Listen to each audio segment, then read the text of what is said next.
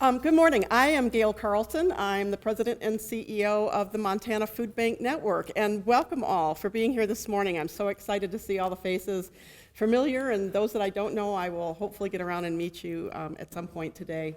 I wanted to open our forum this morning with land acknowledgement. The Montana Food Bank Network acknowledges that the land that is now Montana includes unceded indigenous land. It is the traditional home and hunting grounds of several tribes, and today is home to 12 sovereign nations. Our office resides on land that was historically the shared territory of Salish, Kootenai, and Kalispel people.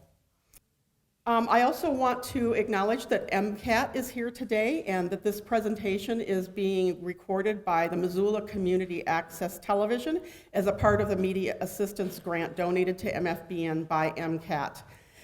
If you would like to share this recording with any other of within your organization, they will have it down at their video on demand and YouTube channel, and we will also make it available to all of our attendees as well. So you'll have a recording of the sessions.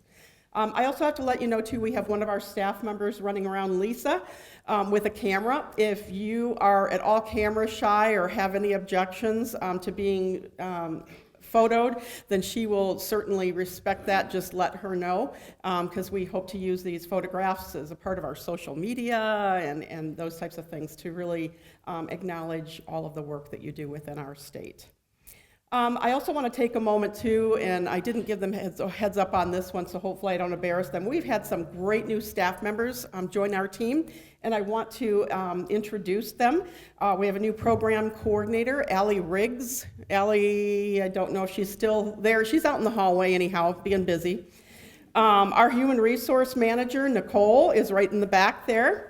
I can tell you she has been saving my bacon the last few months with our new hires and everything else. We've never had a human resource manager before, and it's been a tremendous addition. And then next to Nicole is another new addition, Erin Nuzzo. She is our grants administrator. So she knows everything about grants. Talk to her. And then we have other staff members in the audience as well. So if you guys could make sure you stand up. There's Jesse, Eric, I'm sure you know, Lorianne, I see, Lisa. So anybody else I'm missing? Oh, Aubrey. Can't catch all the faces in the audience, but we do have a number of our staff members here. And then throughout the day, you'll see on our agenda, we'll have opportunities for you to just have some chat time with different staff members, and then they will all be here at the noon hour. So you'll be able to have a chance to meet with all the staff members. And I'm going to really call him out because he just walked in the door, but we try to encourage our board members to attend as well. And Chris is one of our board members, just came in, and I don't know, Chris, if you flew in last night or flew in this morning, but anyway, thank you for being here. Appreciate it. I also have a very exciting announcement for us. We're now able to talk about it in the general public, and soon we'll be doing it more in the press. But if you are familiar with No Kid Hungry Montana, they have been a part of DPHHS since they started 10 years ago. And we have been working with Share Our Strength, who is the national organization that coordinates No Kid Hungry efforts in each state for the last year to bring No Kid Hungry under the umbrella of Montana Food Bank Network. So I'm really excited to share with you that we will be the No Kid Hungry organization effective July 1. The team that is currently with No Kid Hungry has some other projects that they're going on with, and I will let them share that when they're ready to put that out into the public. But in the meantime, we'll be hiring a couple of new staff members to take that program over in July, and we're really excited to bring that element of serving children under our organization, because we already work with them through the backpack program and school pantry and doing more advocacy and improved nutrition in schools and summer feeding programs and so on is just something we're really excited to embrace. So we will be bringing that in. I also want to remind you that we have a raffle, and in your packet you had these little tickets that you were supposed to take care of, I think, of at the front desk, if I remember right. But anyhow, don't forget to enter in for the raffle. We will be doing the drawing for that at the end of today, and you need to be here to win, so no skipping out early. We're giving away 2 $500 credits with Montana Food Bank Network onto your account and 1 $250 credit. So make sure you get those tickets in on behalf of your organization, and make sure you stick around to the end. I also want to take a moment and give my appreciation. We have our next presenter, our keynote speaker, actually, Mark Ford is here. Mark has worked with Feeding America. He is the Director of Native and Tribal Partnerships with Feeding America. I've had the privilege of working with Mark on a number of different projects, and I'm so pleased, and we should be honored to have Mark Ford here with us as our keynote speaker. Mark, thank you so much, and I'm going to turn the mic over to you.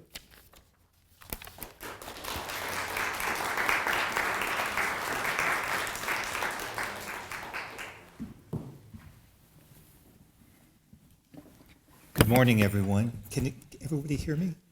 Awesome. I'm so honored and privileged to be with you all today. I want to introduce myself in my traditional way. Dagota Chi Mark Ford Gonse. I just greeted you in my ancestral Apache language. I am Chiricahua and Jicarilla Apache, as well as Santo Domingo Pueblo from New Mexico. What an honor to be with you all. I flew in from Chicago. I live in Indiana, but close to the border of Illinois, and work with Feeding America at our central office there. I've been with Feeding America, it'll be 2 years next month. And this has probably been the best job I've ever had. And I've had some wonderful jobs. As you saw through my bio, it's kind of interesting. I'm behind the pulpit again, and I was a Catholic priest for 16 years, so it feels kind of being back home a little bit. Big cross on the back. Today, I am going to talk about Native American food sovereignty. Food sovereignty, many communities are really striving for that. And I know there's some agencies here who are supporting the tribes. I met Danielle with Blackfeet, Barb with Hopa Mountain, and I know there's other. Who else here is supporting tribes in some way or partnering with tribes? Great, thank you all for doing that. Like I said, every community is looking at food sovereignty, but I come from the perspective of working with tribes. At Feeding America, a lot of the work I do is helping our food banks and our partner agencies to have stronger relationships with tribes, or maybe to begin a relationship with a tribe, because it's such a complicated system of understanding the whole tribal system that exists. This afternoon's presentation, I'll give some insight on ways that we can support tribal communities, how to connect with them, how to maintain those relationships. So those ideas that come to mind on how to build those food systems within Native and tribal communities. So because I only have a little bit of time, I'm going to get started on the presentation. But just know that I'm a resource for you if I could be of help. I think my contact information may be in the agenda. If not, you will see it. I think I'll have it on here or in the slideshow this afternoon. I'll make sure that you can get that. So to talk about Native American food sovereignty, it's a movement. And like many movements, there's a beginning. I belong to the Communications and Community Engagement Department of Feeding America. And part of our job is to help catalyze a movement to end hunger across this country. So ending hunger is a movement, and food sovereignty is part of that movement. So to understand the movement, we have to understand why is there a need for us to address food insecurity and hunger with Native and tribal communities. And by doing that, we have to kind of go back before this country was settled by European and settlers from across the world. We need to understand what existed prior to the reservation, to the tribal system that exists now. So that's what I'm going to talk about first. So prior to colonization, there was a thriving economic and health system that existed here in what we call the United States. There was a well-established agricultural and hunting system. Communities were thriving and healthy. There were intertribal centers throughout this country where tribes came together to exchange culture, food, recipes, arts and crafts. In fact, this picture here, I don't know, has anyone ever heard of Poverty Point, Louisiana? A lot of people don't. It's one of the hidden treasures in our country that people don't realize. It's the largest Indian ruins, they're not ruins, Indian place of center of trade that existed during the time of the pharaohs as they were building the pyramids.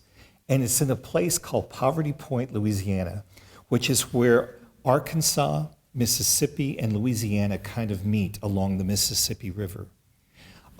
Even a lot of native people don't know this, but it's the largest trading center that existed in this country, bigger than some of the ruins in Mexico, the Aztec or Mayan ruins. It's a massive site. And this is kind of what the image of what it looked like way back in the day. It was somewhere built between 1700 to 1100 BCE. They have found like salmon bones from Alaska and parrot feathers from Central and South America. So this was a place where native people from across the Americas came, and they not only just traded, but they had ceremony together. It was a center that people don't know. So if you ever get to Louisiana, check it out.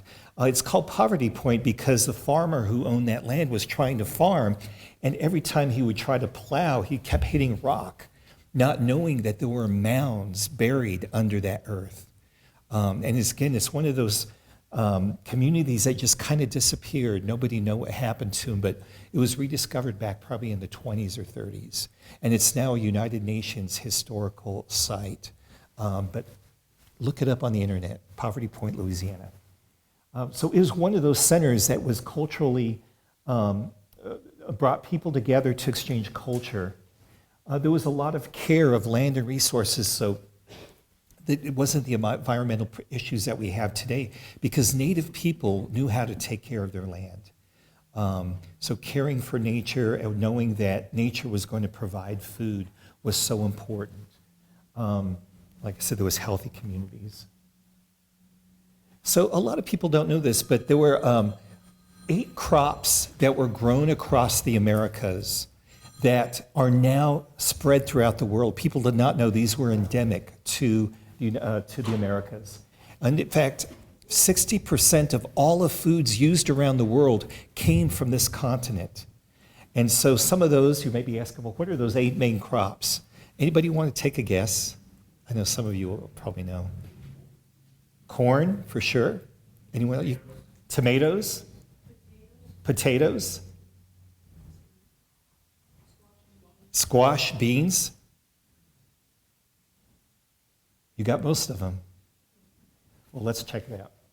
So corn, squash, and beans, as we heard, the 3 sisters, we hear them called because they're usually grown together.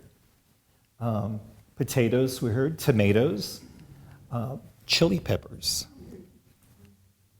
avocados, and chocolate. Now, other countries maybe have refined some of these products. As we know, the Irish with the potatoes, Italians with tomatoes. A lot of Asian cultures embrace chili peppers and use those in their cuisine. The Belgium, the Swiss, and French, really helped enhance the flavors of chocolate. So these are the main 8 crops that were grown across the Americas and traded with each other. But there were a lot more other crops that came from the United States and from North America. And you can see those up there. So papaya, pineapple, pecans. In this region, the American bison, elk, wild turkey. So a lot of food products came from this indigenous group of people that lived in this area. And that's important to know. As I mentioned, there was a strong agricultural and hunting group. So not all tribes were farmers, but there were a good number of tribes who were.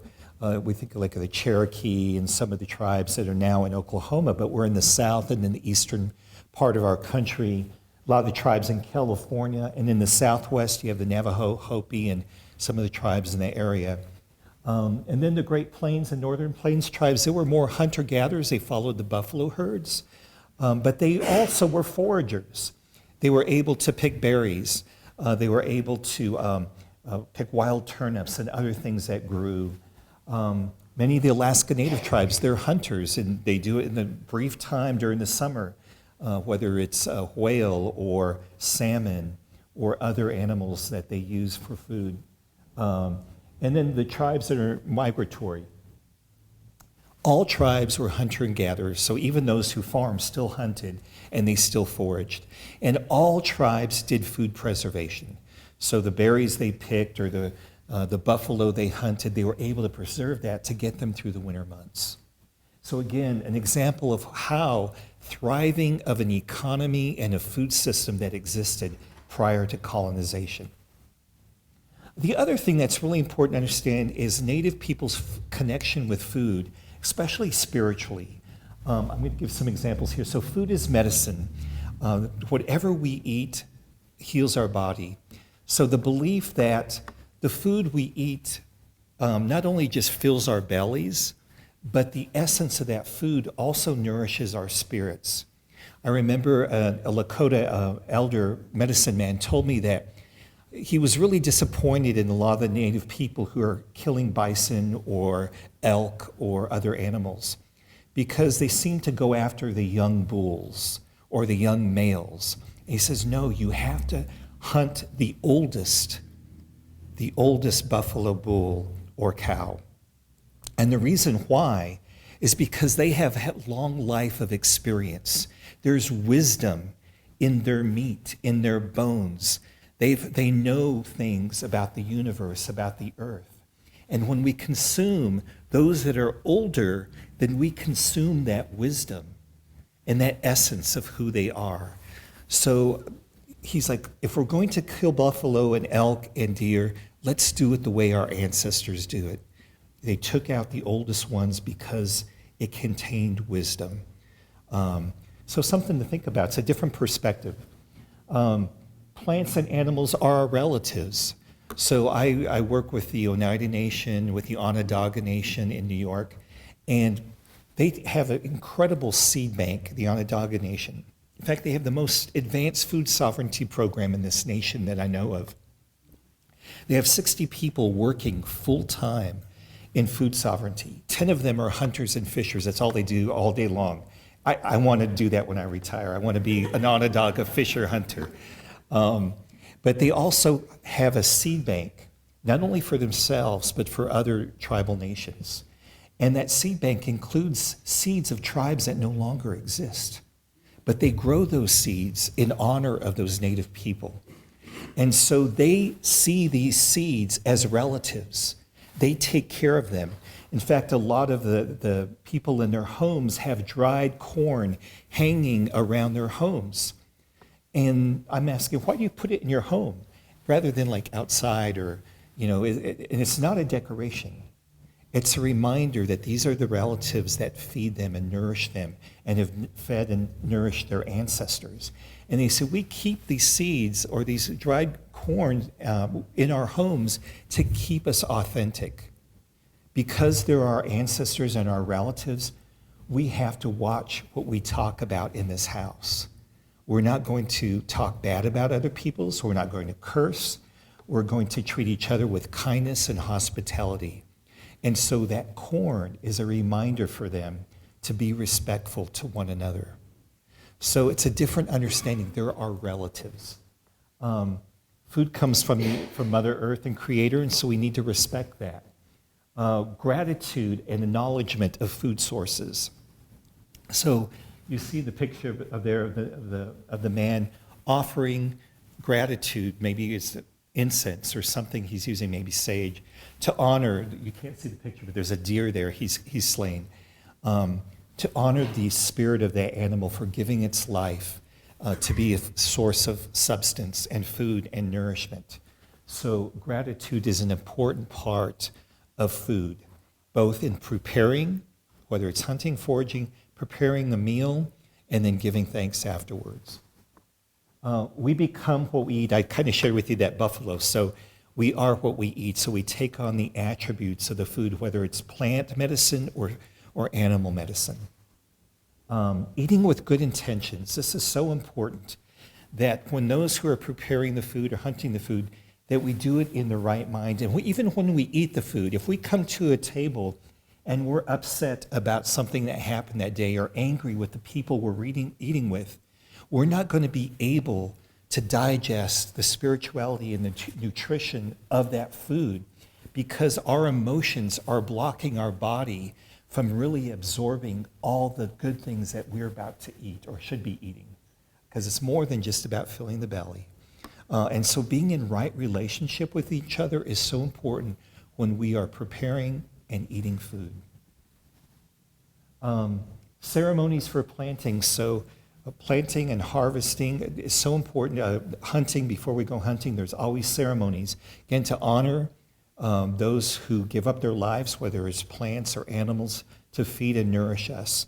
And one of the sad things is, all ceremonies, when the reservation system was set up and tribes were forced from their homes, were not allowed. So to take away the spirituality of food was a way to control the people. And we'll talk about that a little bit here in a few slides ahead. Food preservation is important. I talked about getting through the winter months. Meals are family and community oriented. It builds relationship. And I always tell people, when you go work with tribes, bring food. It's so important because that's how you build relationship. But it's not just about bringing food. It's also about making sure that food is properly presented and prepared and shared using the traditions of that local community. And the next thing about traditions around food, so every tribe has different types of traditions. And the potluck is the ceremonies that the tribes in the Northwest area have of our country. It's a ceremony where they came together, they exchanged culture. They also gave away things. They gave away food.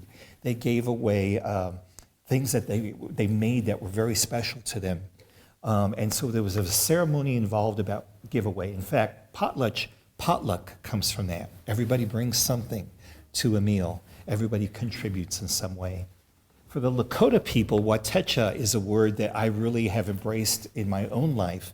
Watecha is leftovers. And the first time that I went to the Pine Ridge Reservation in South Dakota, they had a big gathering of people, and there were maybe about 50, 60 people at the gathering, but there was food for like 200 people. And that's important because everybody brings their baggies or their Tupperware, and they place it on a table, and at the end of the meal, they load up everybody's baggies and Tupperware food to take home.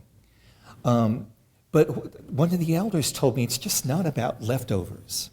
When you take that home and reheat it and eat it, you share it with your family, and you remember those people you met when you shared that meal. You remember the conversations you've had and the relationships you built and the trust that was built.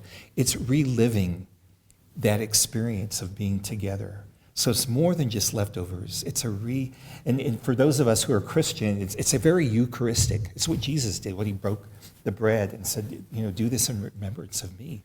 And so that understanding of Watecha is not just about leftovers. It's about reconnecting with those people we met with.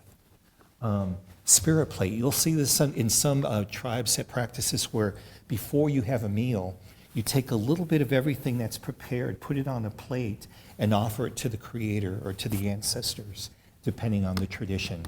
So it's a way of reconnecting ourselves with where this food came from and who taught us how to do this food, and to remember those who are ancestors and the Creator.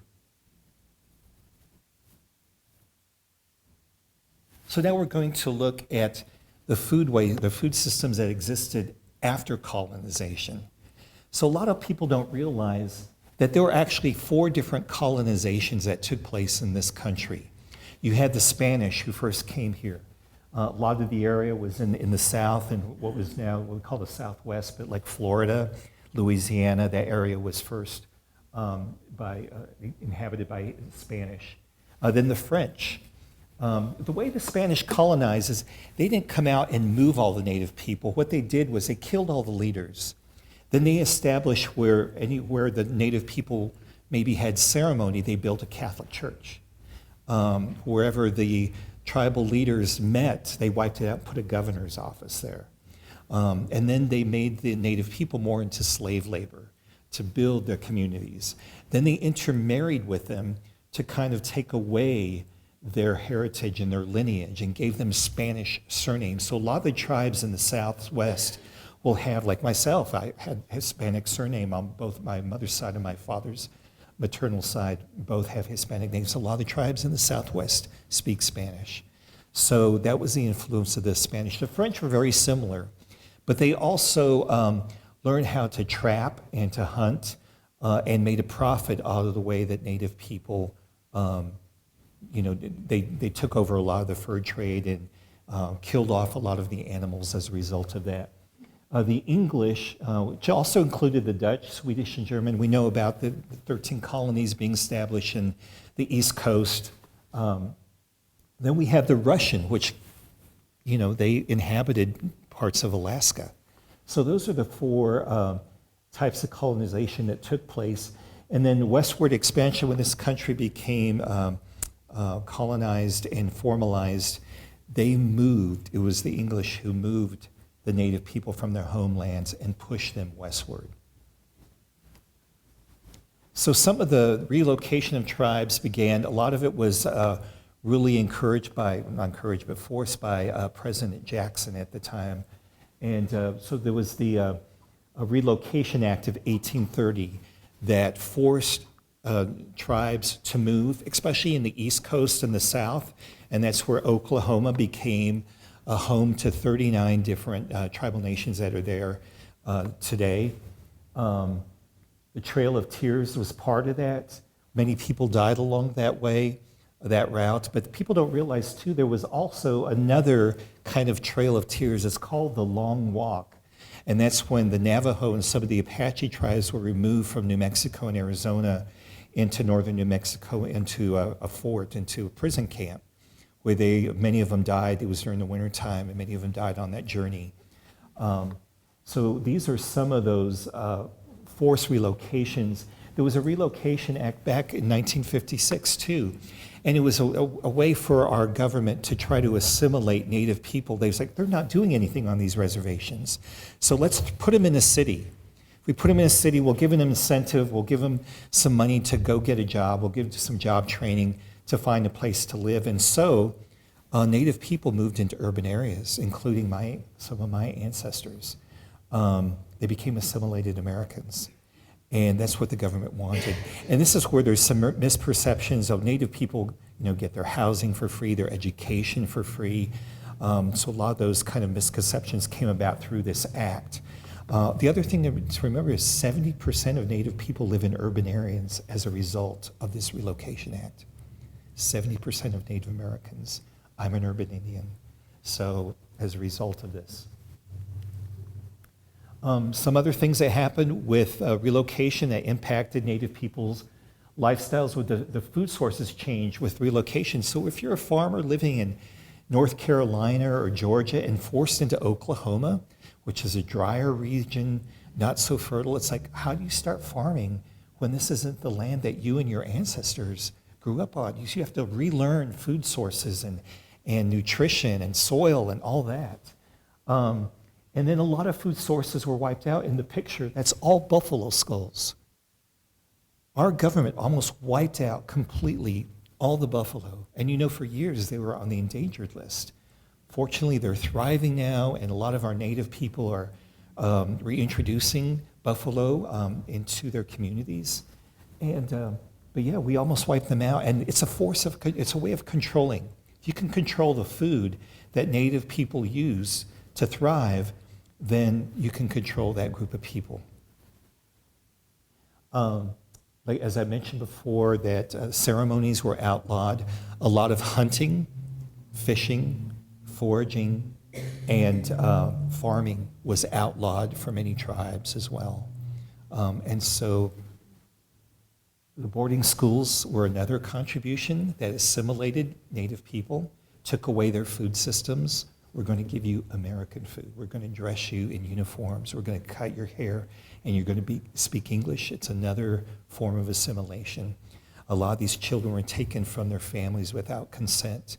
And those who survived, a lot of times when they went back, their families didn't understand them or didn't accept them because they were no longer Native. They looked Native, but they didn't act or live like Native Americans. For tribes that didn't have to relocate, a problem was access to water. So looking at the tribes in the Southwest, the Navajo and Hopi and some of the tribes in the area, they didn't have to relocate, but we dammed up the rivers and allowed canals to help white farmers produce their farms. So it's interesting right now because the Colorado River is in such a drought period that it's actually been an advantage for the tribes in the Southwest because they've never had a say about how they can access water.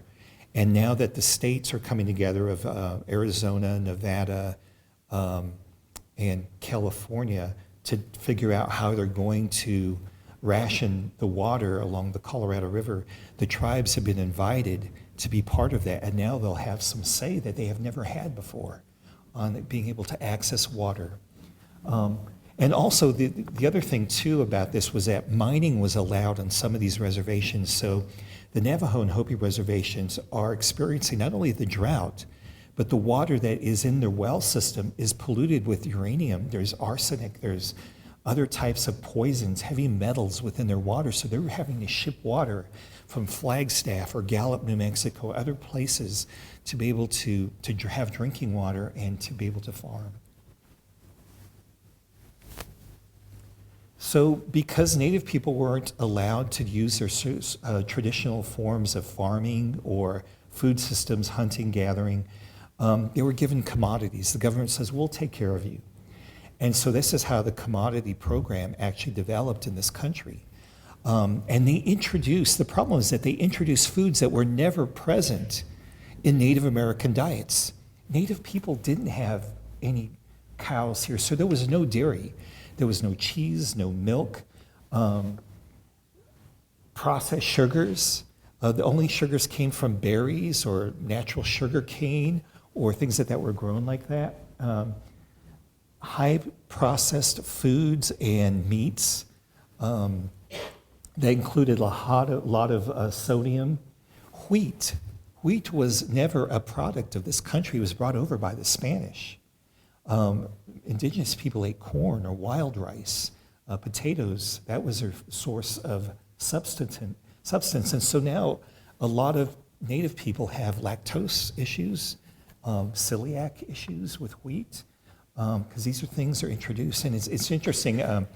I've been really trying to work with Feeding America. On our logo at Feeding America is a wheat stalk growing out of it. And so I'm like, wheat was a survival food for Native Americans. That's where fry bread came from and Indian tacos. Because we didn't know, they gave us this bag of flour and a bag of lard, and what do you do with that? So you learn how to survive with that. And so I've been trying to talk to Feeding America about, can our label be more inclusive? If we're talking a meeting with Native communities, could we have a corn stalk? For maybe our AAPI, our Asian American Pacific Islanders group, maybe rice is a symbol that should be used. So anyway, it's good that we're having these conversations, but wheat was not a product. So as a result of this, Native Americans, their health just it just disintegrated. So we have the highest rate of diabetes and health issues in any racial or ethnic group in this country. And a lot of it had to do with this. And so if we think through the food banking system, we still are providing commodities. And so some of these foods are still being introduced and brought to Native communities. Fortunately, a lot of us are now looking at what are options, what are things that we can bring that are more culturally relevant, and also what are things that are more healthy for our Native people. So now we're going to look at the Native American food sovereignty. So we looked at what existed prior to colonization, how colonization impact the food systems and the diets of Native people. Now we can look at why there is a Native American food sovereignty movement. So we have to ask ourselves, first of all, what is sovereignty? What does that mean? And it means that it's the full right and power of a governing body, whether it's a state or a tribe or a group of people, without interference from the outside, to see themselves as exercising their power and their rights to whatever it is. There's food sovereignty, there's water sovereignty, there's political sovereignty. Many nations, many groups of people around the world use sovereignty as a way of gaining rights. For Native Americans, the fight for sovereignty is not just about self-governance, but the right for food, water, land, education, employment, and healthcare. It's taking ownership and being self-determined on our future and the future generations. So what is food sovereignty? It actually appeared back in, was kind of first put together back in 1996. There was a worldwide conference of indigenous people that met to talk about land rights, about water rights, about food rights. And that term was developed. It empowers tribal people living in reservations to grow their own healthy, fresh produce, to ease low food insecurity, and to realize the additional benefits of healthy eating. There's 7 principles of food sovereignty that are important for us to remember. First of all, it's a basic human right. Everyone should have the right to healthy food, culturally connected food. Agrarian reform, as I mentioned, water rights were taken from many tribal people in this country, even if they didn't lose their land. So how do we promote the rights of Native people to farm the way their ancestors did, to have access to healthy water so they can grow their food, to be able to have a system in place where they can become productive farmers and ranchers, and to be able to have that equitable ability to be profitable as other farmers and ranchers around our country are. Protecting natural resources. This is why Native people fought against oil pipelines going through their lands, or mines that were being developed on their lands, because it's so important to be able to stay connected with Mother Earth and to preserve our land and our environment the way our ancestors did. Reorganizing food trade. As I mentioned before colonization, there were some incredible intertribal trade centers that existed in this country where tribes came together and traded. So looking at to rebuild those systems again, ending the globalization of hunger, that's self-explanatory, social peace, and then democratic control. So there's a couple of terms that you're going to hear when we talk about Native American food sovereignty. One is decolonization, which is removing the infrastructure of things that took place from colonization that impacted our food systems. To me, it's taking out, but we can't do it alone as Native people. Decolonization has to be done with organizations that promote colonization attitudes. And what I mean by that is that there's still an aspect in our food banking system that we're here to help you, kind of a saviorism model. We're here to help the hungry people. At the annual conference that Feeding America has for our food banks, there was a wonderful speaker, Tobian Shorters is his name, and he's talking about rewriting the narrative. For many of us who are nonprofit organizations, we always go to donors and to the public with a negative view of the communities we serve. For example, he says, we always say, and he goes, as a black man, we always say, you know, this poor, black, impoverished youth in at-risk communities who experience hunger and poverty. Everything's what's missing. He says to reframe our narrative is to focus on the positive. Every community of color has hopes and aspirations and dreams. So the narrative should be saying, this community who is now embracing food sovereignty and has their own community farm or their own community garden, let's look at the assets of the community rather than the deficits. And so part of this decolonization is to take away the poor Indian people approach and to focus on the richness of the culture and the good things that are happening, the initiatives that are taking place among our Native communities or any community of color, and highlight the assets rather than focus on the deficits. Does that make sense? So it's a different way of talking. That's decolonizing that food system approach. Rather than just giving food, let's help promote food systems that exist and build upon those. So re-indigenizing is another term. That means going back to our ancestral ways of food systems that exist, whether it's farming, whether it's hunting, whatever it is, to rebuild those systems that existed prior to colonization.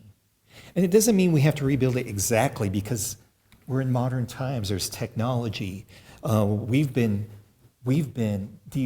colonized, so I can't decolonize myself because it was Spanish in my blood that through that mixture of colonization, the way the Spanish did with the tribes in the Southwest. I can't decolonize myself, but I can decolonize my approach. I can re-indigenize. So I didn't grow up on a reservation. I didn't grow up speaking my language or culture. I had to relearn that. And that's what re-indigenization means, is helping Native people regain those ancestral traditions and the culture that was taken away through assimilation.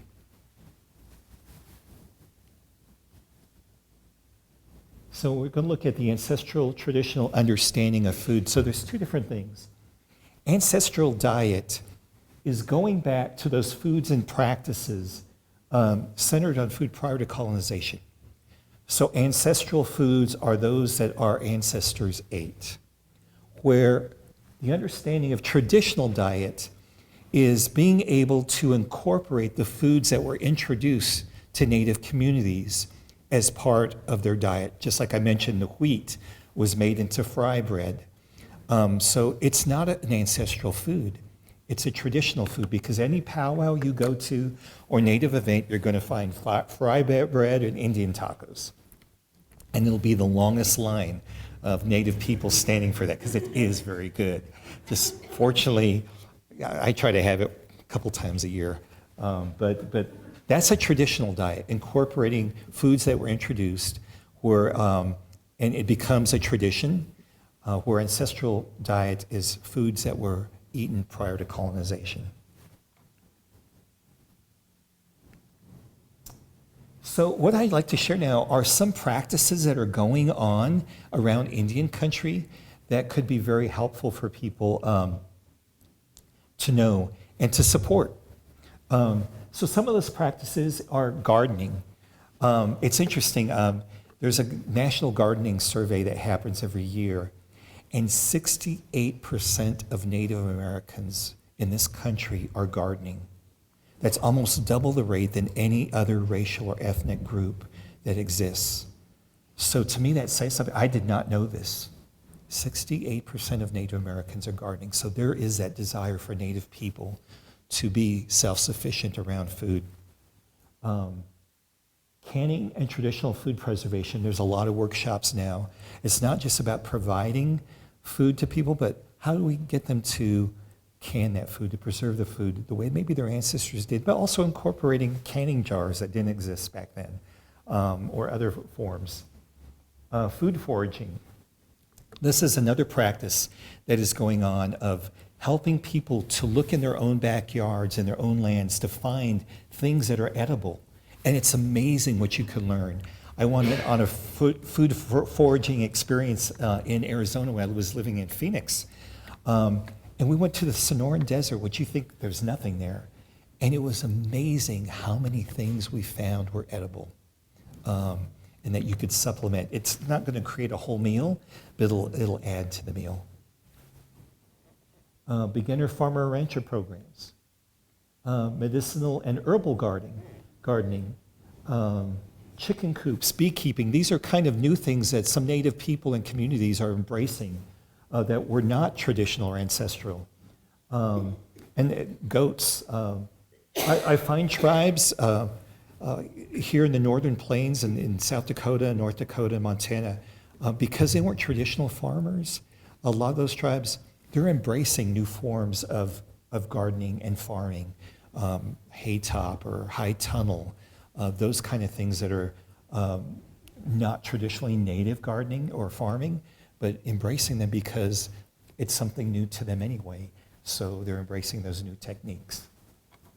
Farmers markets and co-ops, you're going to see more and more tribal communities setting up a farmers market. Community kitchens where people can come together and can and have cooking demonstrations. Mobile food pantries. This really became successful during the pandemic. You'll see a lot of cafes and food trucks selling indigenous food more and more throughout the country. You know, the number one restaurant in the country rated by Forbes magazine is a Native American restaurant in Minneapolis. Chef Sean Sherman has the number one rated restaurant in the country.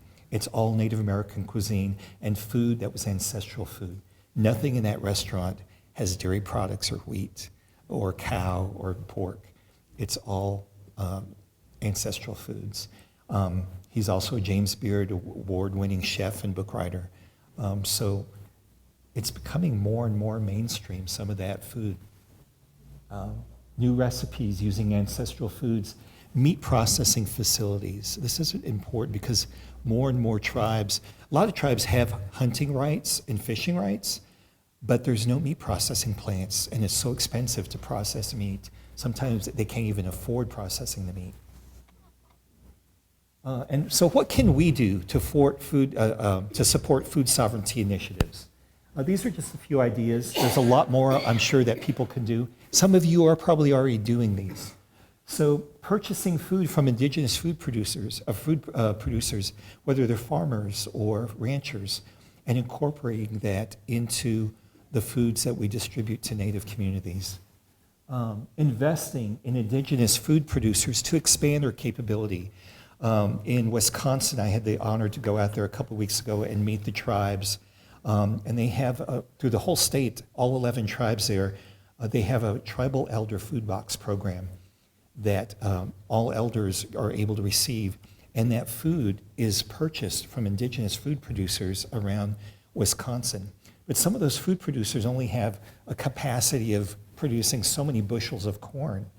So we've invested in some grants to help them grow their farms so they could grow more that could be purchased by the food banks that can then be distributed to Native people. So expanding the capacity of Native farmers and ranchers. Provide or partner with tribes to promote cooking demonstrations, food preservations, and gardening training sessions. A lot of our tribal, like diabetes prevention programs or senior centers are promoting these type of activities. Recruiting indigenous food practitioners to provide local food foraging training, like I shared with you the experience I had on the Sonoran Desert. Providing seeds in the food boxes you distribute so people can plant their own gardens. It's a very simple way of promoting food sovereignty. Provide recipes and other important information about diet and nutrition and exercise or any information about ancestral foods and incorporating how some of the foods in their food box could be used in traditional foods or ancestral foods. Lobby and advocate for the Farm Bill. There's a lot of initiatives in the Farm Bill this year that support food sovereignty in Native communities,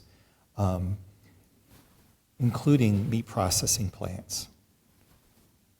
So I think that is my time, and Ashagote, thank you so much for this opportunity. I'm going to be around all day if you have questions or want to bring up anything to me. So thank you for this, and let's promote Native American food sovereignty. Thank you very much.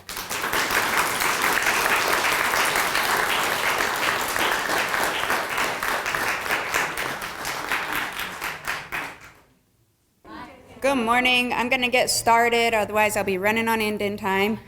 That means we're on time, but just for us. Oki nastu astansky nadanagu Daniel Antelope netsadapi asita netsadapi amaskapi pikani. Hello, my name is Danielle Antelope. I am also, oh my goodness. Sorry guys, I need a drink really fast.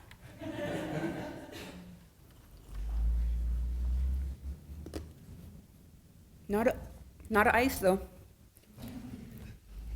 I am called Danielle Antelope, and I am comes in singing is my Indian name. I am from Browning at the foot of the Rockies, and I'm Amaskapi Pikani, which was misnamed Blackfeet. Today I'm going to talk about how we incorporate nutrition education into our food pantry, but you're going to hear a lot of re-indigenizing, right? I really like that word because I say we indigenize things, but this is the way things originally were, and we're just re-indigenizing. So thank you, Mark, for that definition. I also have my pantry staff here with me, so at the end, if you have any questions, they're really the work people behind all of what I'm going to show you today. First, we're going to do a little summary and recap of what Mark talked about. In order to understand why Fast Blackfeet is even created, right? We have commodity system. We have FDIPR on the reservation. Why do we need another food bank? We have food stamps on the reservation. Why do we need more food assistance? This is going to tell you why our food system, shift of the food system, right? This I usually do in a generational talk, and I could do this timeline for a whole hour. But the way that I see it is the generations of my family. My great-grandmother is number one. She grew up traditional lifestyle.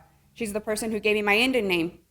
She was raised by her grandmothers. She knew the plants. She knew the animals. She knew the seasons. She knew how to put up a lodge. She knew how to make outfits. And she got all of that valuable information. She's also our generation of boarding school.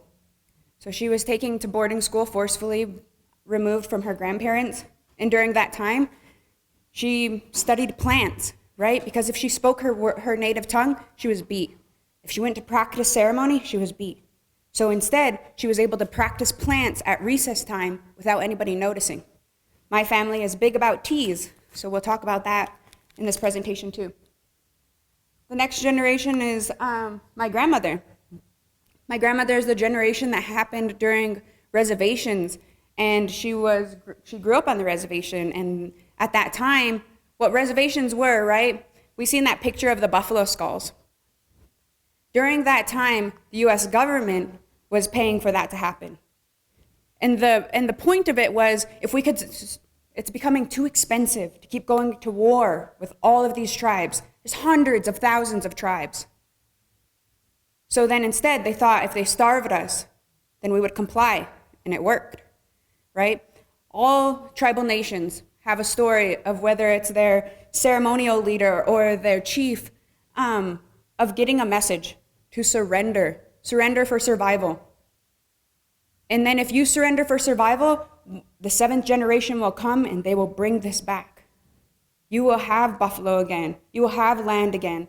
But first you have to surrender right now for survival. That's what happened during this phase number 2. My grandma was in boarding school. She grew up on the reservation. And the deal was, step number 3, the deal was, we'll bring you food.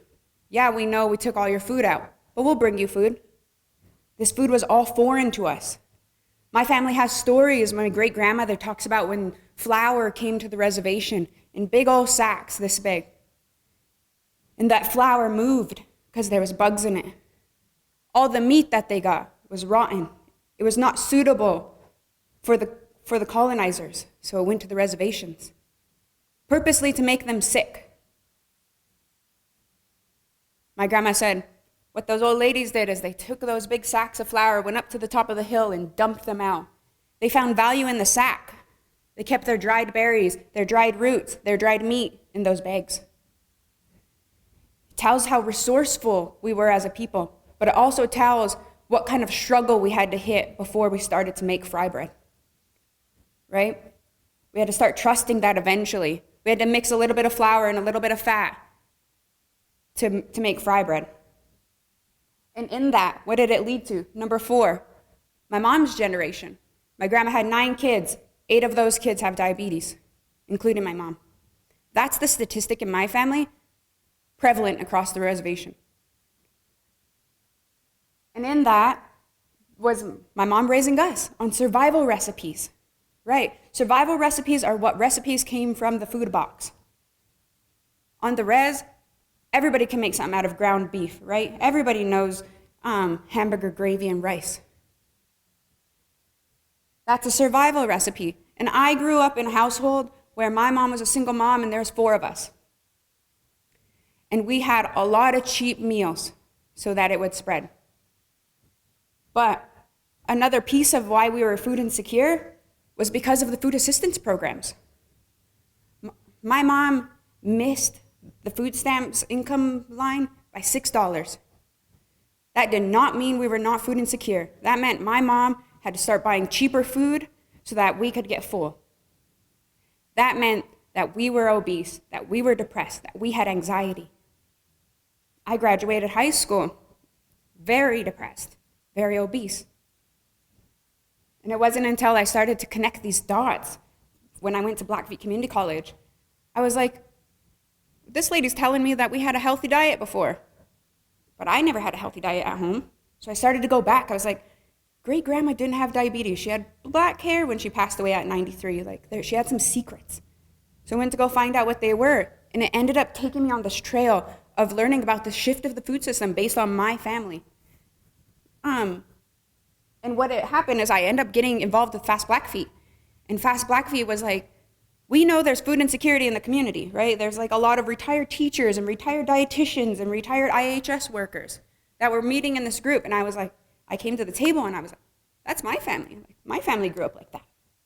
So then we were able to have lived experience. We started to bring more people with lived experience into the room because we needed to know what is going to help fill this gap. The gap is created through these income-based systems that people fall in the middle of, right? Or we have a large population of grandparents that are raising multi-generational homes. That's on all reservations. And what that leads to is even though grandma has a good job, grandma's feeding all 6, 7 people in that home. And our programs that we created are a lot more based on who we serve, where we are. Number 5 is my son's generation. I have a 7-year-old. He is our cultural reclamation. He eats buffalo meat. He picks berries. He eats butternut squash. His favorite vegetable is Brussels sprouts. He is very, very unique because I made the switch. I stopped the generational trauma with food at my generation. I made that change for myself so that my son wouldn't have to do it later, right? When I was doing this, my mom felt so much guilt. I'm so sorry, my girl. It was not her fault. This is the system's fault.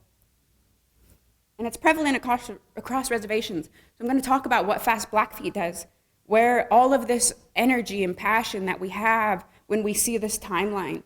Because a lot of our community members, right, we just heard this extensive review of all of these phases from Mark. When we tell it to our community, because you would assume, because we're Native, we know this. We don't. Some people just grew up like that.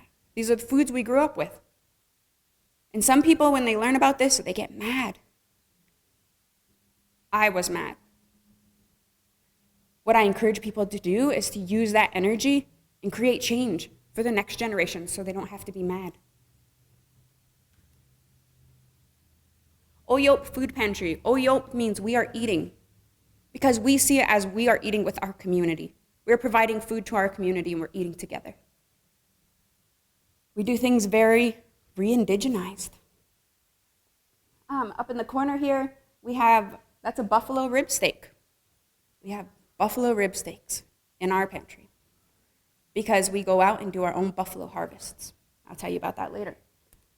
We have a produce cooler that is full most of the year, except for winter gets kind of crazy.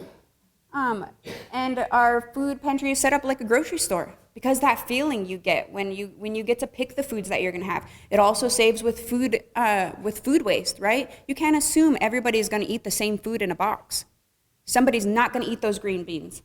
But if you give them the choice and people go through with their carts and they're trusted to take their little sheet of paper and pick their foods, they feel so much better.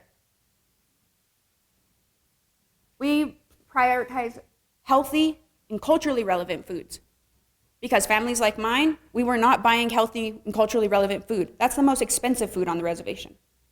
Reservations are also put in very rural areas with limited access to grocery stores, which means that enables us to buy those foods that are healthier for us.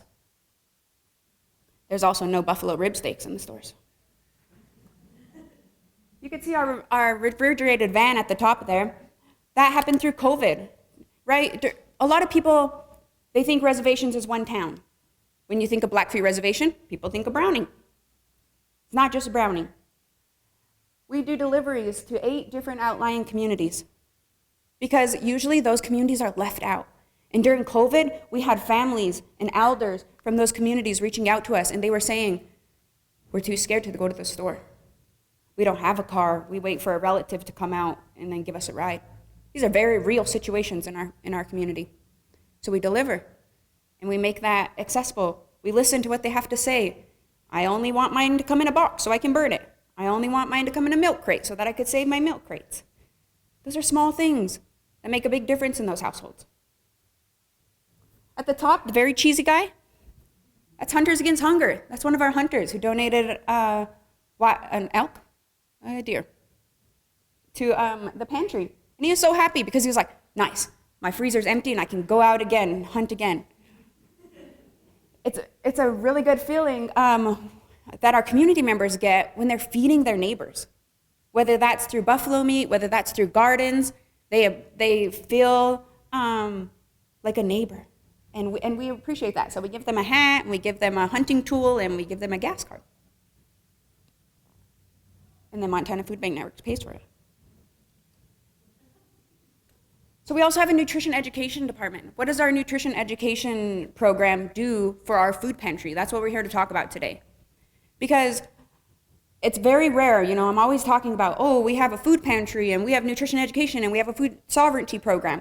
And people are like, how do those 3 things work together? Or why do you have all 3 when you have a food bank that is huge and requires so much money? It's because they all link together. Because the change of the food system did more than just take food from us. How am I supposed to know how to cook buffalo meat if my mom never cooked buffalo meat? Right? That's what we teach here. Last year when we came to this conference, if you were here at this conference, you learned about the SWAP through our keynote last year. She's from the University of Connecticut. And we implemented that. We went back home and we were like, told our dietitian, who's in this picture here, we have a registered dietitian on staff. That's also very rare. And we really got lucky with her. And we implemented the SWAT program within a few months after coming back from this conference. And so we are able to, I'm all over the place now. Because she also does cooking classes and MNT appointments. MNT is medical nutrition therapy appointments. And her participants come through the pantry because they're also flagged for food insecurity. So then she tells them all about the pantry. And then they come in and they make smart choices, but she helps them make smart choices in the pantry. My mom always when she comes through the pantry, she says, I always feel guilty by Mackenzie's stickers, so I try not to pick the red ones. And that's what it is. It's a gentle push, right? And especially for our participants, a lot of our participants, we talked about this, how food insecurity in our community and how the change of the food system has led to health disparities, right? Diabetes, high blood pressure, all of those are very prevalent in the community. And these help those community members make smart choices. Oh, wrong way. We also have the nutrition tip of the week. There's such simple things that are possible, right? We just found this beat up whiteboard in the back room, and then somebody was like, what should we do with this? And then another person came up with the idea, was like, let's put it on the wall and put information on it. And this is a little bit of effort from everybody, right? But it's housed in the pantry, but our nutrition education team comes up with the tip, and then our office manager does all the art. And these are just, we go off of what's new in the pantry or what's hard in the pantry. And our community members are able to sit in the lobby and have conversations about what the tip of the week is. And it's also just nice nudges. So you can see the arrow goes to a recipe there at the bottom. And so we give a recipe with the nutrition tip of the week. You'll also see our nutrition tip of the week on our social media, because we know that our community is big on Facebook, that our pantry participants are big on Facebook.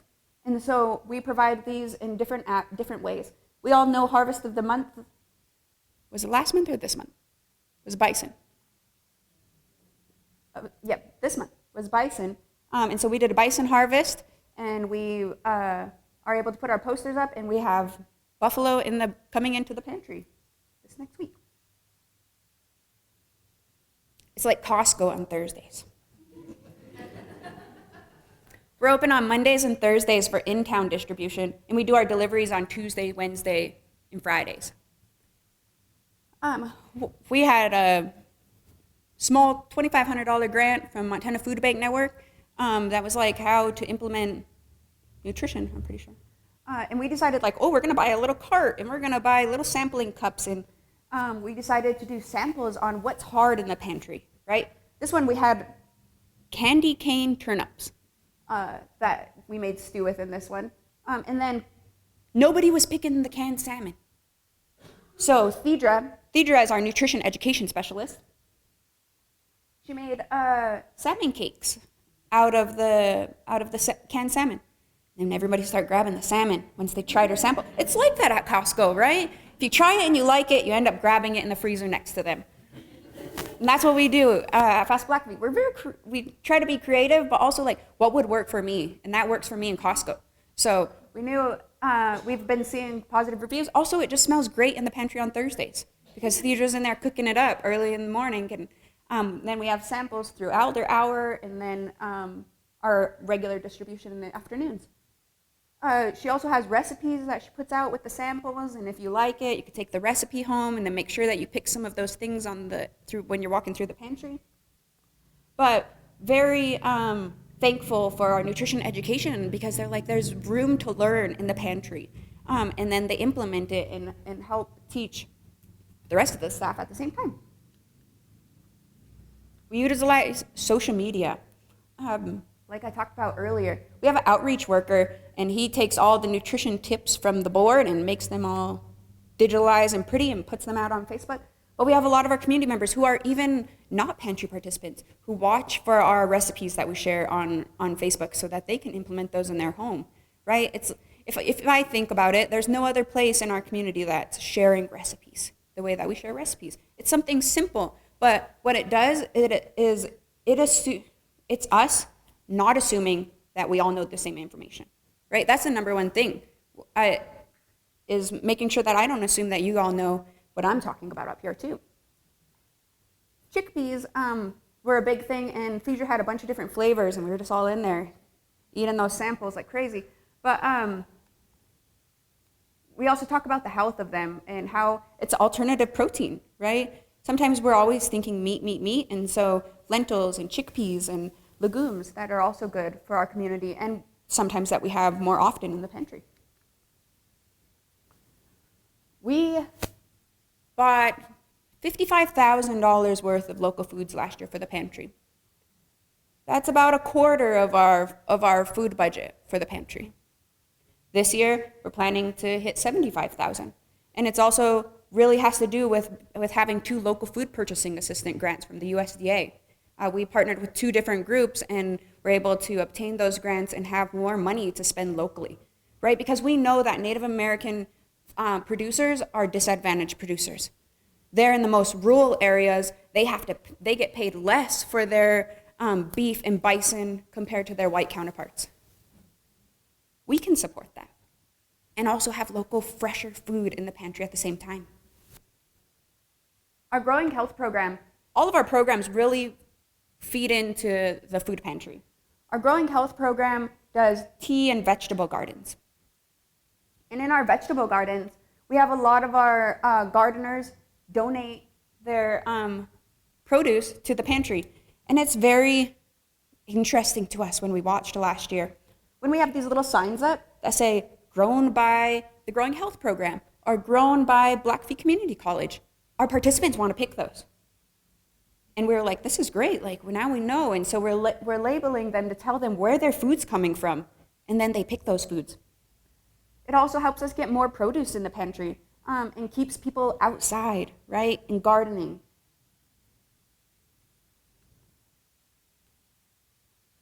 We have traditional Blackfeet teas in the pantry.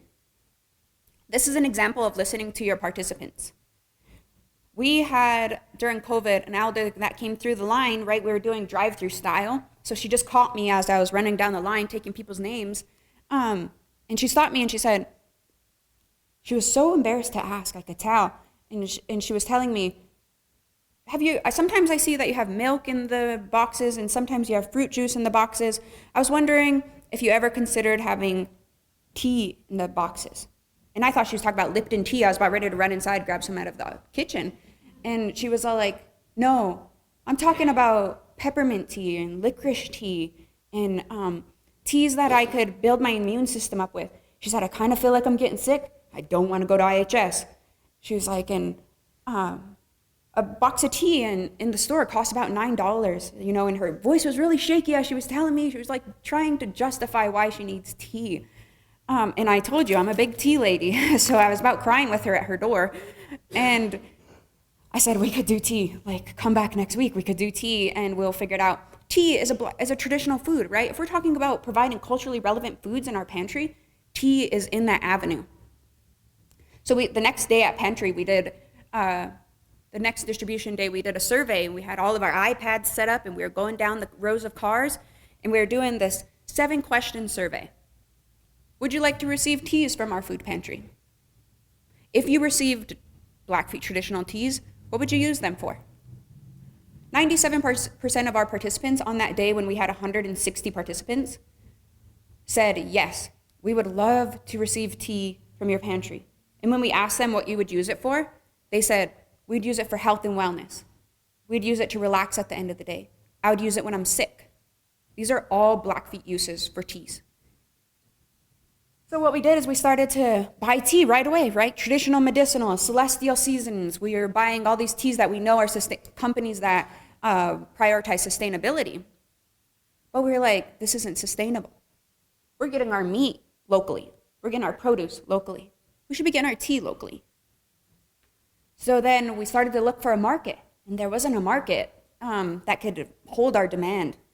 And so then we decided to teach people about teas.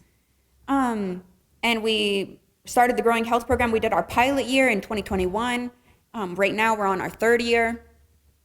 And what we did is we put raised beds in people's backyards. We brought soil in, we brought starter plants in, because we're big on surveys, right? So our gardening survey said that people do not garden because of 2 main reasons: lack of knowledge and affordability. You know how much lumber is to build a raised bed right now? And so we put the raised bed in, we bring the soil in, we bring the starter plants in, but we don't just leave it there. We don't say, good luck, you should know how to do this. No. We create resources for them, educational resources. We bring in cultural knowledge holders, right? Expert gardeners, people who have been harvesting for years and years and years, to create these educational videos to send out. We send them out bi-weekly, and our participants get to learn how to sustainably harvest, how to clean their plants correctly, how to water at the base and not at the top. All these small things that make them build their confidence throughout the season, right? So year 1, you only get to harvest from your classroom, from your raised bed. Year 2, you get to go into this next level. Year 2 is wild harvesting, right? After our first pilot year, our participants were like, I seen yarrow when I was out swimming and it looked exactly like the one in my garden and it was bloomed and it was ready. And I started hearing it at every garden. And I was like, these guys are recognizing these plant relatives out in the wild. And we need to foster that curiosity. And so for year 2, we started to do wild harvesting workshops. And we bring a cultural educator, somebody that's been doing it that learned it from her grandma. She takes us out and she teaches us how to give an offering, right? We learned about that today. how to give an offering before we harvest, how to sustainably harvest, which ones do we take roots of, which ones do we leave roots of, and how to leave an area better than you came, right? All these practices that she teaches us along with, it's not just going out, picking a bunch of peppermint and going to sell it to Fast Blackfeet. It's about the spiritual connection throughout this process as well. We've had people who mourned from losing people during COVID with their gardens. We've had people who taught the whole neighborhood kids about what the plants are because they all come over. We found that for every one gardener that we have, 6 other people learn, whether that's their children or their families or their friends. I had one participant that said, my sister never visited so much until I had this garden. So they sit out there and they have their tea or their coffee and they watch the garden. And then this is a beautiful result. This is what we get at the end. We get tea for the pantry. Last year, the first year we had enough tea for 40 packages. Last year we had enough for 68 packages. This past year, we just blended it in the spring. This past year we were able to get 135 packs. So this year we're planning to double. We keep on increasing our amount, right? And it's because we keep adding more gardeners at a sustainable rate, right? 10 gardens at a time. That's nice for my budget, but also for our one-man team who goes to all the gardens to do the garden visits. And our participants love seeing that it's grown and harvested by our own community members. Cindy shared this great story about one of our participants went home with a pack of tea, and they were sick, so they used their tea. And then they came back the next week and said, that's the only thing that helped my cold, that helped my sickness. Can I get another pack of tea? That shows the impact of what we're encouraging health and wellness to look different for our participants. You could leave with a bison steak and a pack of tea. Like you're gonna go home and have a bougie dinner. That's how we want our people to feel, right? We always tell people that, like, we're the original bougie eaters. Like, you know that people just now want to start eating buffalo again, and people just now are saying land-based diet. That's indigenous diet. This is my friend Courtney. She has 4 children, and her daughter ate like 16 gooseberries on this trip, and she was just running for the rest of the time. And she was excited, and her daughter was asking her, go outside? Should we go outside? Every time they were going for a ride. She said, we harvested so much last year. She just recently moved to Kansas. Her husband was stationed there, and she was like, I got to go home for growing season. I have to go home for the harvesting season. So she came home just recently in the last month, and she's here to harvest. She came home to harvest.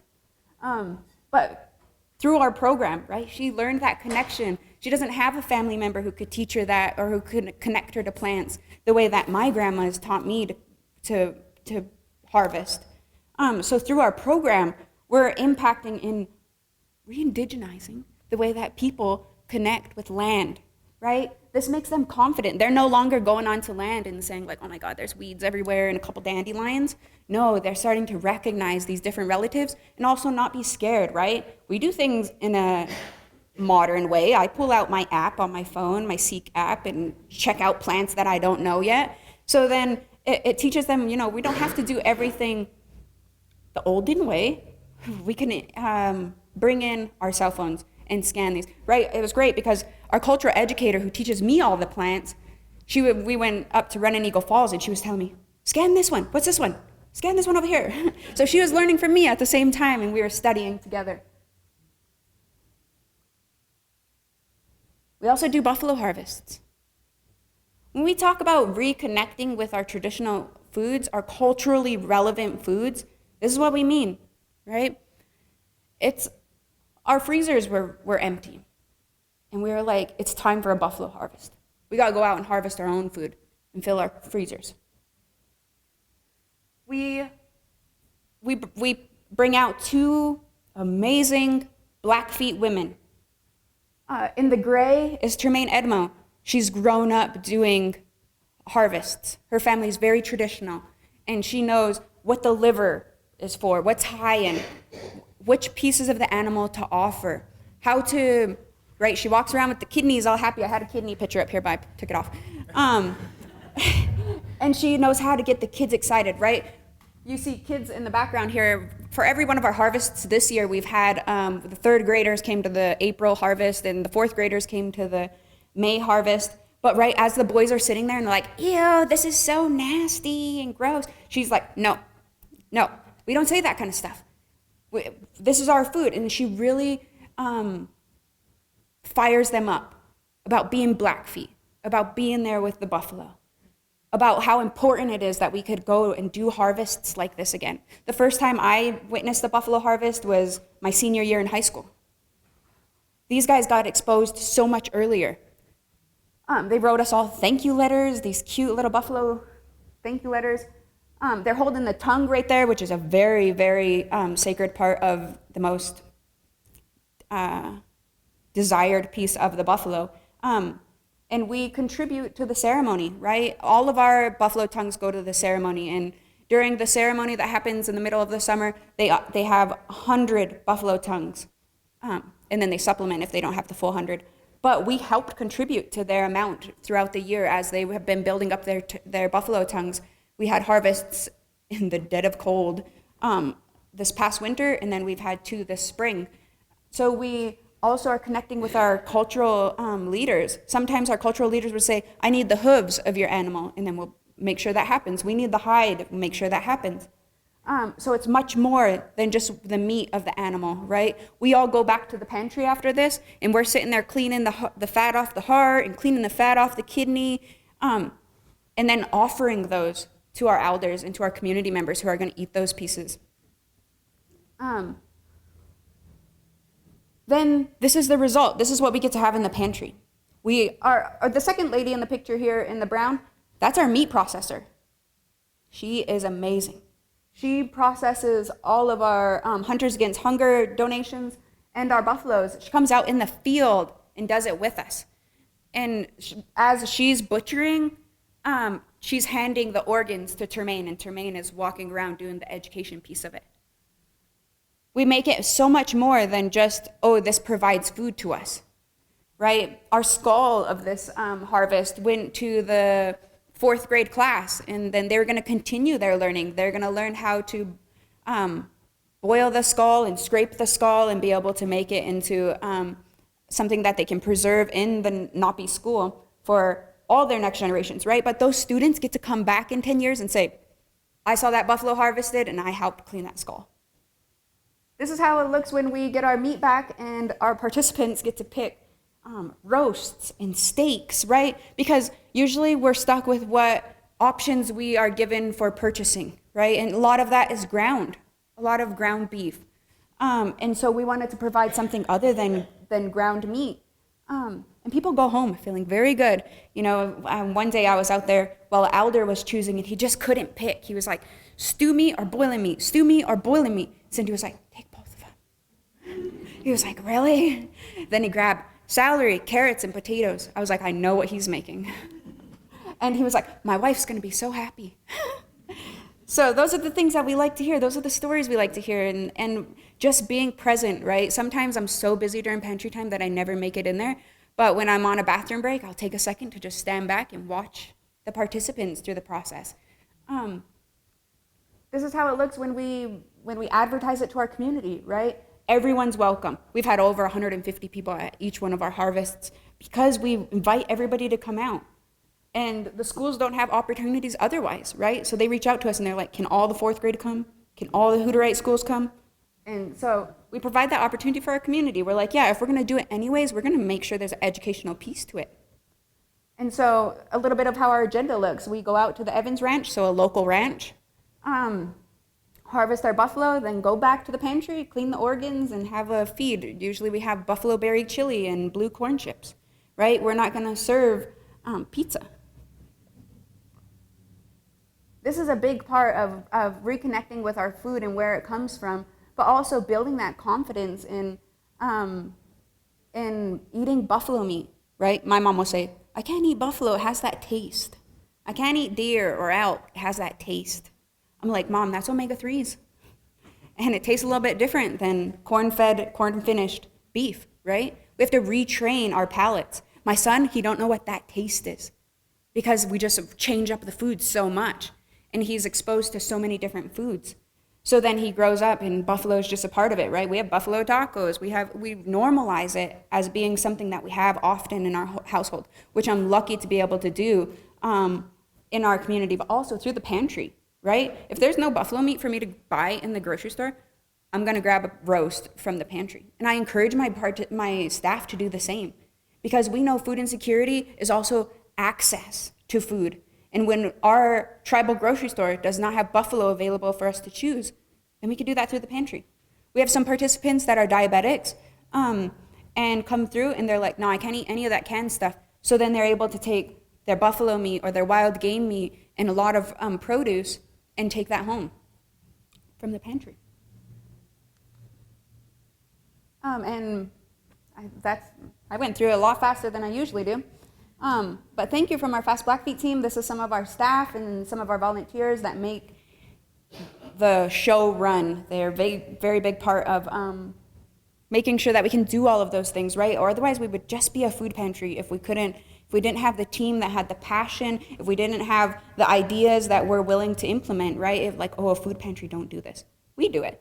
And we never noticed exactly how unique we were until we started to share what we do at our food pantry. And a lot of other places are like, we can implement recipes. We can implement new local foods. So thank you very much.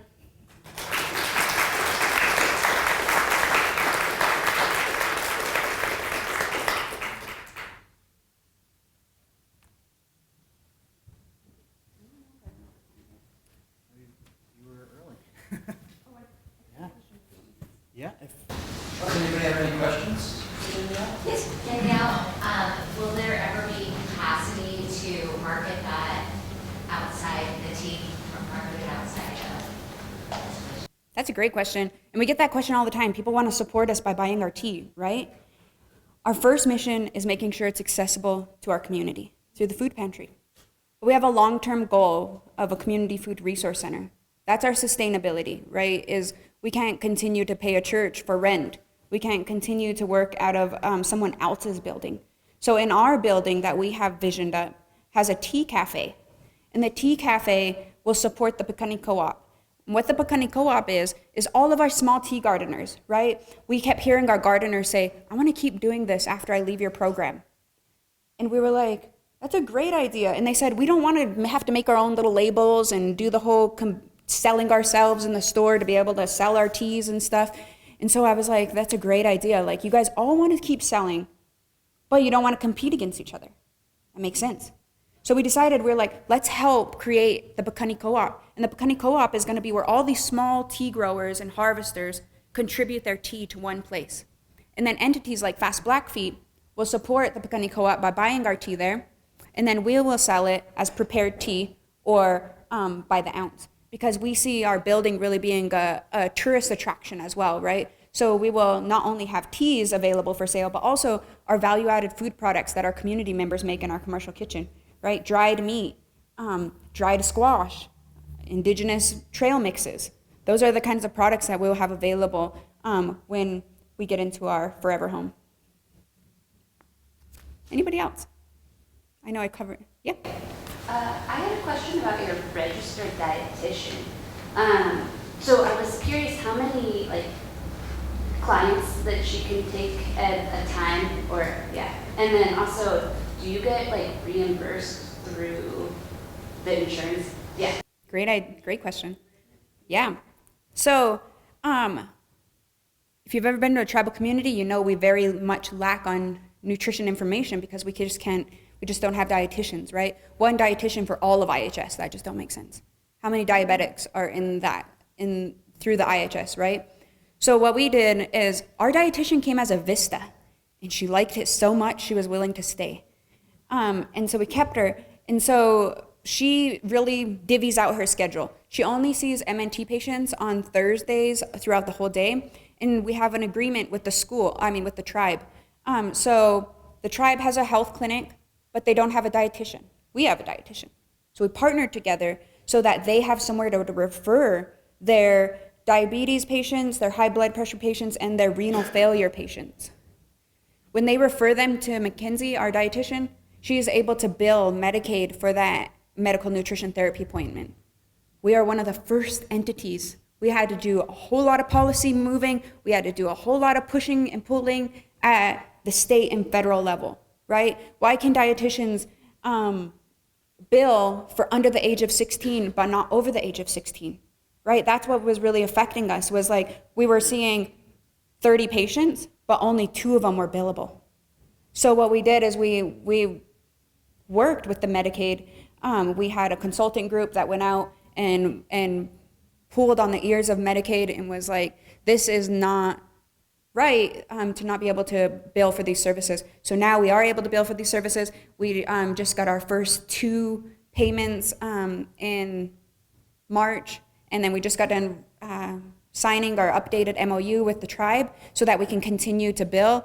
And one thing that we're working on too is that the tribe is going to pay for the patients that are not Medicaid eligible, so that we will still be making revenue, right? Because this is our sustainability aspect. A lot of people expect nonprofits to consistently be like this. And it's supposed to. They expect you to be like that. But we have to think, we are more in a sustainability, right? Because food sovereignty is sustainability too.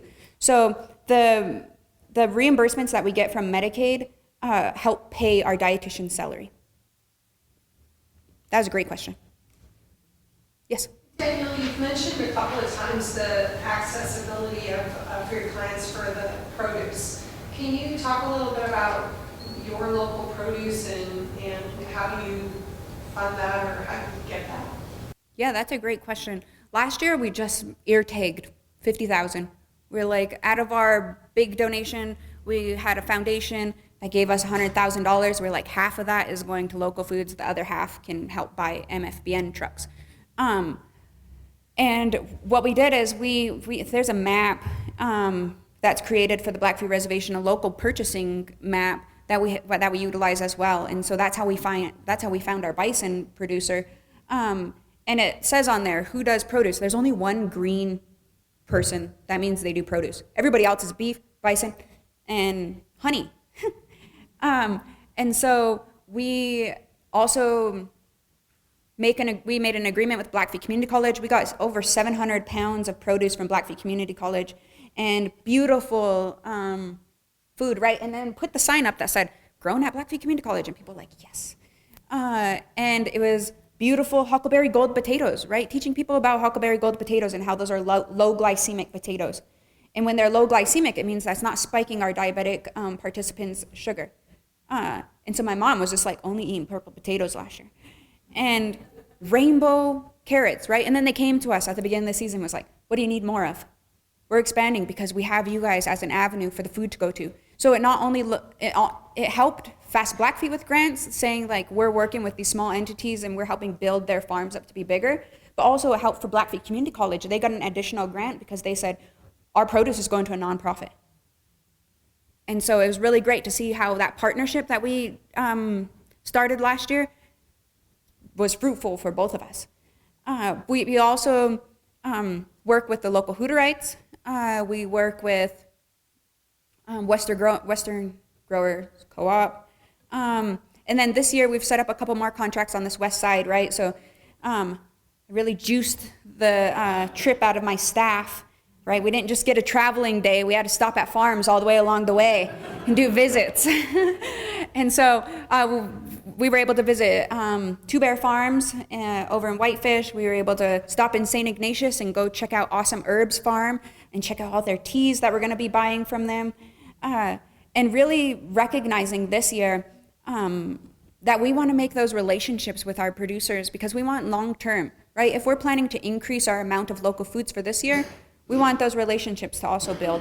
So very thankful for Sophie and Lauren at North Valley Food Bank to teach us about producer contracts, right? So then it's on a schedule and they know how much they're bringing to us and we know how much we're spending, all these little things. So increasing it by being more organized and having and building the relationships throughout this year, which means going on tours of their facilities and inviting them to come do tours of the food bank. I hope that answered. Yes? your energy and enthusiasm is amazing.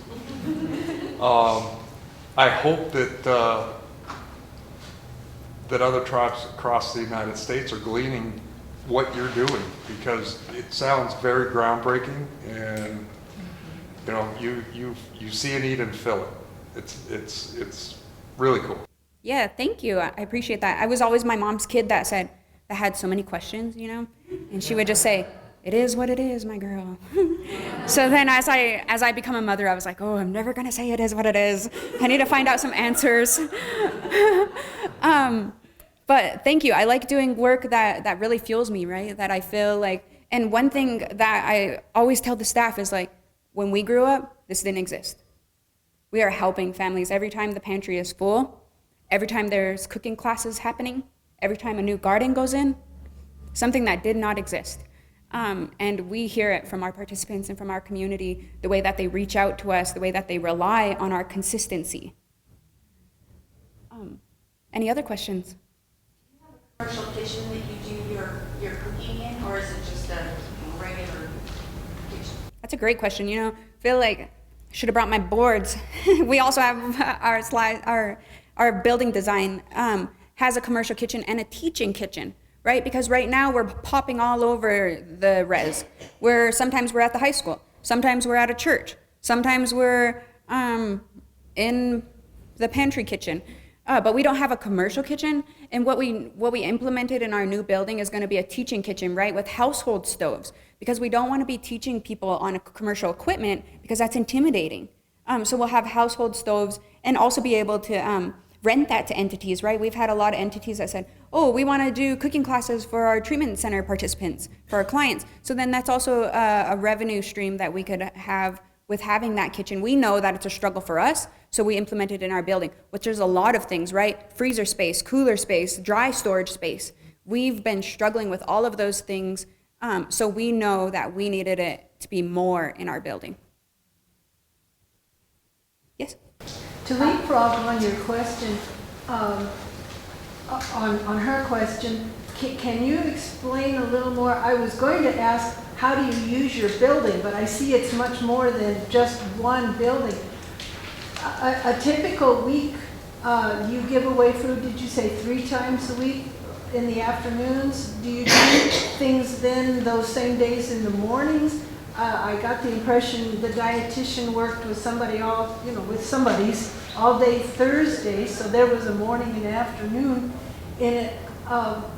What all things do you do, and maybe you would do them all in your building if you could, but looking at our pantry, what are things we could do that we could learn from you? Can you kind of go through your week? Well, on Monday morning we do this, but Yeah, of course. Of course. So having 3 programs means there's 3 different things going on every day, right? Our growing health program might be putting in a garden somewhere around town. Our dietitian might be doing cooking classes on that day. But our pantry is open. So our pantry distributes food every day of the week. On Mondays and Thursdays, so on Monday morning, they're stocking what's left, they're cleaning up the pantry and stuff. They open at 10:30. 10:30 to noon is elder hour, right? Because we started to see a lot of our elders being rushed through the pantry. So then we were like, we need some quiet time for them, some slower time for them. And during COVID, a lot of the elders were having elder hour at grocery stores, right? And so then we were like, okay, it's the morning time. They're morning people. So 10:30 to noon is elder hour. Then we close the pantry from noon to 1. This is something that's new that Cindy implemented because our pantry staff was just not taking lunches. They're just workhorses through the whole distribution time. So then from noon to 1, they take turns taking their lunches, and they also stock whatever needs to be restocked during that time. And that's bringing volunteers in and getting them assigned to what their job's going to be during distribution. And then from 1 to 4:30 is distribution for everybody. And that's the same schedule for Mondays and Thursdays. So if you missed it on Monday and you didn't come to pantry, you can come on Thursday. But if you came on Monday, you can't come on Thursday, right? We have a pantry soft system that'll alert us if you try to come twice in the same week. And then on Tuesdays, Wednesdays, and Fridays, Jonathan does deliveries to the outlying communities. And that means having right? If he has 35 to do in Star School, then that means making sure he has all of his boxes ready and that he's loading up the van and he's out on deliveries. So throughout those days, our delivery days and stocking days in the pantry, right, we'll utilize Fridays to clean the pantry and clean the bathrooms, clean the kitchen. And then our nutrition education staff has a totally different schedule on those 5 days, right? They do cooking classes on Tuesdays, but their classes are out of the building, so they're not in the building. On Thursdays is their nutrition therapy appointments, so they are at the health clinic. Those are things we can't provide in our current building, right? We don't have those spaces. We don't have that private space for somebody to do a nutrition therapy appointment. But in our new building, we do. And it was really good. Went through the staff and was like, if you could have everything that you wanted in this building and need in this building, what would it be? The staff created our building plan. And we have program offices, and we have private offices for appointments. But now I'm going too far on your question. I'm sorry. We also post our pantry schedule. So if you follow our Facebook page, this next week, our June calendar will be out, and it'll say where we're delivering on each of these days. Jonathan stays very consistent, but if we have a holiday or something, it'll show that he's going to make up that delivery on this day. And then those calendars go out in the boxes so that the delivery participants know when to expect their box, right? Magnet it up to their fridge, and then they are ready for their delivery. Yes? So the delivery boxes, what do those consist of? Yeah, so this is a great question. We always get this question too when we do tours through the pantry. It's like, how do you decide who gets how much food, right? So part of our intake is that you let us know who's in your home. And then we don't only care, we care. We care how many children, how many adults, how many elders. We keep track of those numbers. And then based on those numbers, lets us know what size box you get. We have box size 1 to 2, 3 to 5, 6 to 7, and 8+. And trust me, we have a lot of 13 people households. So those 8+ boxes are common. It's not rare to get an 8+ box. But our most common, I think, Cindy, if this statistic's still right, is the 3 to 5s. And so then that's how your amount of food is divvied up, right? We have a sheet when you come into the pantry, and it says those households and how much food of each things, right? Proteins, we have it split up into the food groups. Proteins, grains, vegetables, fruits, dairy. And then it says on there, based on your family size, how much you get.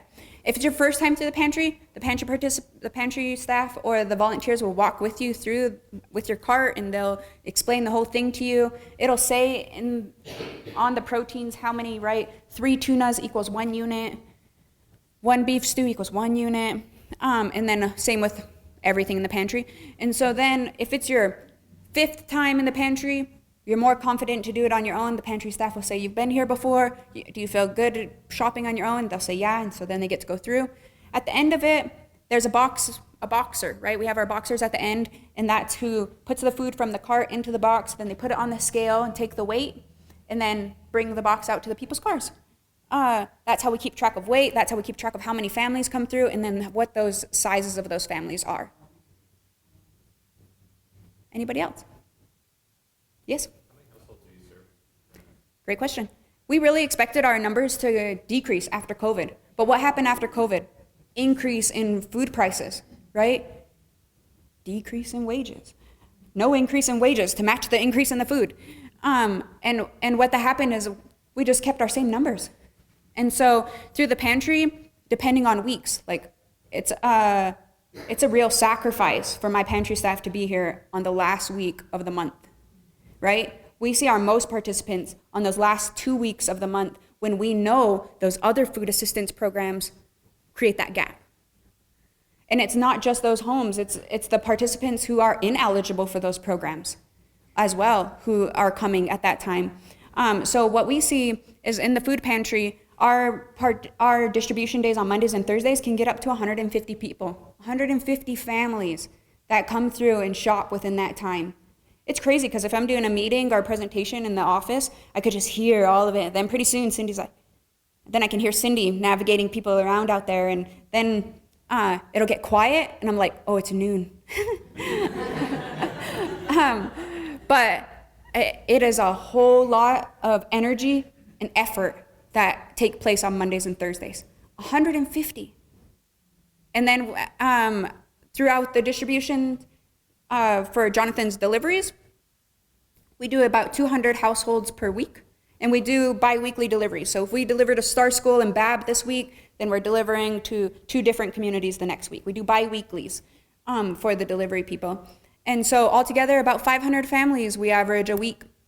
And that's a very high number. You can't imagine how big our Montana Food Bank Network orders are. And our pantry gets super stocked by the end of our 6 weeks. It's very low, right? And so what we're trying to do right now is supplement that, find these different sources of food purchasing so that within those last couple weeks of the 6-week order, we can start making sure that the pantry's just as filled as when we get our first big deliveries. But also a big reason why we increased our cooler, freezer, and dry storage space in our future home building. Yes? Danielle, we hear the stories of what goes in your trucks. So we know that you're doing incredible things, and it's absolutely amazing. One of the questions I have for you is, George and I were sitting here earlier talking about those numbers that you're doing and the numbers that are happening across the state. Are you seeing that funding is becoming more and more challenging, and are you finding that the money that seemed so readily available during COVID has changed? I think Fast Black Fee is experiencing something quite different. A lot of people have been talking about us. So many people have been talking about us that we have foundations reaching out to us. And they're like, we've been hearing about your work. We'd love to give you $300,000 for the next 3 years. We've had about 4 or 5 entities since COVID that are foundations that have gave us over $100,000 each. Really helped with that secured our growing health program this year from a private donor out of California. We had the WANA Foundation filled our food budget for the year. Our Feeding America grant has made sure that our capital campaign can continue to move while our general programming is getting fulfilled, right? That's one of the hard things through capital campaigns. So hats off to Montana Food Bank Network. Being sure that your program budget is fulfilled at the same time that you're fundraising for a capital campaign. But then having very good reasoning behind it, right? Being able to say, we're growing out of our building significantly. We're paying this much for rent. And how all of those things affect and why a building will be more sustainable for us. And we've had so many foundations that have generously offered to help sustain that. Like, they're like, we support your capital campaign, but we want to support it by making sure your general's covered. And that's been a huge relief. And we are actually running off of more foundation money than grant money after COVID. Thank you. Any other? Yes?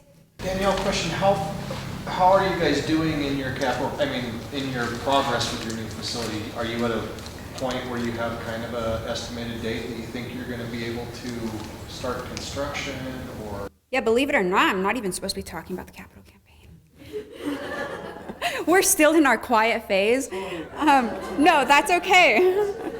That's okay. I talk about it so much that Jonathan was like, where's your boards? I was like, I know. No, we are in our planning phase still, and we're getting ready to bring on a consultant team and hire a development coordinator because we see long-term, right? We don't need somebody that's just going to help us find funding for the capital campaign, but once we're in that building, it's going to cost us more than where we're at right now. We won't be complaining about rent anymore. And so we are getting ready to do a community announcement in September because that's where it matters the most, right? If we're out there fundraising money and some random Blackfeet person is also at that conference, they're gonna be like, I never heard about this. And then that's gonna cause trouble. So we're gonna announce it to our community first, and then we're going to do our loud announcement. We plan to have a 2-year fundraising period, and we plan to break ground and start our building in the spring of 2026. Any other questions? I know I'm Eric just cut me off. I'm sorry. Yes, I'm sorry. I've been waiting on yours. I want to know more about, you spoke about finding creative ways to supplement your MFBN orders and all those things. That's something that our pantry is also kind of trying to navigate. What creative ways do you, as your team, come up with to supplement your orders? I know you have a lot of donations from your community. Are there any other places that you're sourcing food from to supplement your MFBN and community donations? No, that's a great question, and I definitely encourage you to talk with Cindy here, because Cindy's been doing all the research and looking out to the places, right? Where can we get a lot of food that's not this size of a can, right? Cisco's not it. So talk with Cindy, and if you guys have ideas too of places for that, for those different foods, right? If you get like canned food somewhere for a good price, if you get oatmeal and breads, right? Livingston Food Resource Center, we get beautiful wheat bread from there. And that's a great question. We're working on it. If the freezers are empty, we do a harvest or something like that. But for our produce and for our canned items, that's where we're looking for finding that supplement area. Please feel free to catch me during the breaks or at lunch and ask me any questions that you have. Thank you so much.